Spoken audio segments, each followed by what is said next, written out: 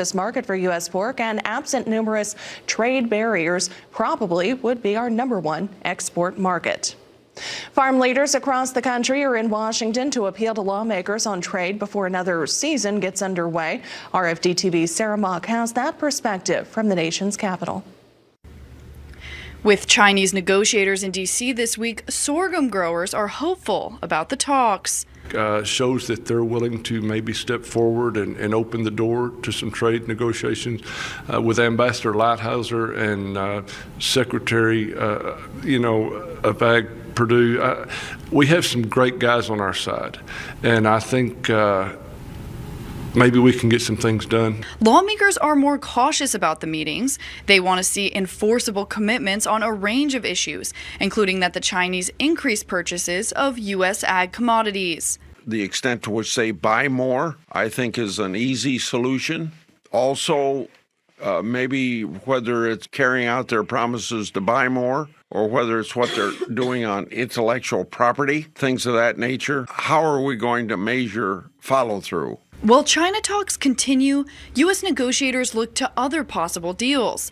Ag trade groups say they're happy with the administration's momentum and will continue speaking up about the needs of the farm community as talks move forward. The UK is certainly a possibility, but also Japan, with talks getting hopefully launched here in very short order. Though Grassley says he's hopeful about Japan, he doesn't think a deal is likely in 2019, especially with top trade officials focused on China as they try to reach an agreement before March to head off another tariff hike.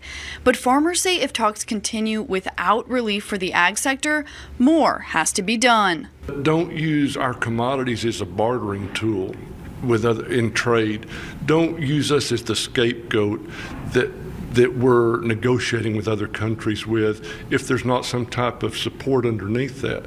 Though Carson says the new farm bill provides tools that will help farmers weather further trade talks, the measure's timeline for implementation is uncertain. And as trade impacts look likely to stretch into 2019, Grassley says he's unaware of any further trade aid programs that may be available to farmers in the future. For RFD-TV, I'm Sarah Mock in Washington. Well, in recent years, the Chinese market has absorbed as much as 75% of sorghum grown in the U.S., and along with soybeans and pork, has been one of the sectors most impacted by the ongoing trade dispute. Well, the World Trade Organization is reviewing China's demands that the U.S. lift tariffs on billions of dollars worth of Chinese goods. The Asian nation has been assigned a dispute panel to review those concerns. The U.S. argues the tariffs are warranted to force China to correct its policies regarding intellectual property theft that's not covered by international trade rules.